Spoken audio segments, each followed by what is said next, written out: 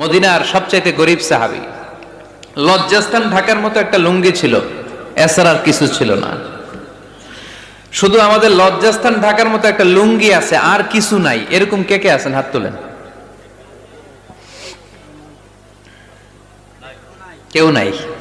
তার মানে আল্লাহ আমাদের অনেক দিয়েছে, ঠিক কিনা?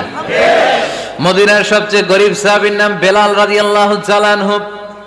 লজ্জাস্থানটা ঢাকার কাপড় ছাড়া তার কিছু ছিল না। ওই বেলাল রাদিয়াল্লাহু তাআলা আনহুকে ডেকে বিশ্বনবী বললেন, আনফিক ইয়া বেলাল, ও বেলাল তুমিও আল্লাহর রাস্তায় দান করো। আনফিক ইয়া বেলাল লা তাখশা মিন যিল আরশি ইকলালা, ও বেলাল আল্লাহর ধনভাণ্ডারে কমতি নাই, তুমি দান করো, তোমারও বাড়ায়া দিবে কে? যে বেলাল রাদিয়াল্লাহু তাআলা আনহু লুঙ্গিটা পরা ছাড়া আর কোনো সম্পদই ছিল না, এই লুঙ্গিটাই সম্পদ, আর কিচ্ছু নেই। ওই বেলালকে বিষ্ণু বলেছেন, দান করো বেলাল, কিপটামি করো না। যে রবের সন্তুষ্টির জন্য তুমি দান করবা, ওই রবের কোনো কমতি নাই, ঘাটতি নাই। গোটা বিশ্বের সবার সব ডিমান্ড পূরণ করে দিল, যার যত চাহিদা সব দিয়ে দিল, আমার আল্লাহর ধনভাণ্ডারের 1 ইঞ্চিও কমবে না। এজন্য মুত্তাকিদের প্রথম বৈশিষ্ট্য, আল্লাযীনা ইউনফিকুনা ফিস সাররাই ওয়াদ দাররাই ওয়াল কাযিমিনাল গায়যা ওয়াল আফিনা আনিন নাস ওয়াল্লাহু ইউহিব্বুল মুহসিনিন। মুত্তাকিনদের প্রথম বৈশিষ্ট্য, সুখে দুঃখে সব সময় দান করে একজনের খুশির জন্য। তিনি কে? দান করলে যে আল্লাহ বাড়ায় দেয়, বিশ্বাস হয়? বিশ্বাস হয়? বাড়িয়ে দিবে আল্লাহ। মাসালুল লাযীনা ইউনফিকুনা ফি সাবিলিল্লাহি কামাসালি হাব্বা أنبتت 7 سنابل في كل سنبلة 100 حبة والله يضاعف لمن يشاء والله واسع عليم। সুবহানাল্লাহ পড়েন। আল্লাহর রাস্তায় দানের দৃষ্টান্ত চারা গাছের মতো। যেই চারা গাছ রোপণ করে দিলে সেখান থেকে শীষ গজায় 7টা। ওই 7টা শীষ থেকে, প্রতিটা শীষ থেকে হয় শত শস্য দানা, মানে 700।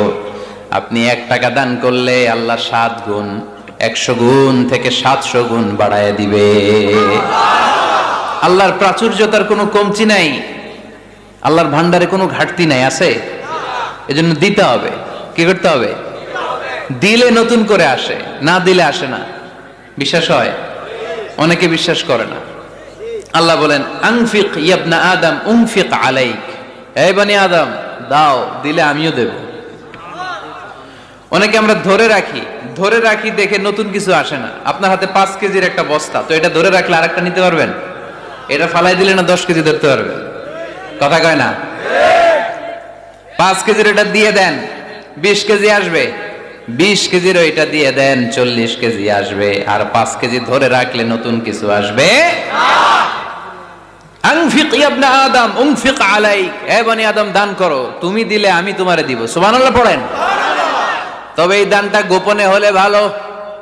প্রকাশ্যে দান করলেও আল্লাহ কবুল করে, কিন্তু গোপনে করলে বেশি খুশি হয় কে? গোপন দান। আল্লাহ তাআলার রাগ আর ক্রোধ যদি আপনার উপর থেকে থাকে, গোপন দান আল্লাহর ক্রোধ আর রাগকে কমিয়ে দেয়। গোপন দান করলে আল্লাহ খুশি হয়ে যায়। আল্লাহর যদি কোনো রাগ, গোসা, ক্রোধ থাকে আপনার উপর, এটা কমে যাবে।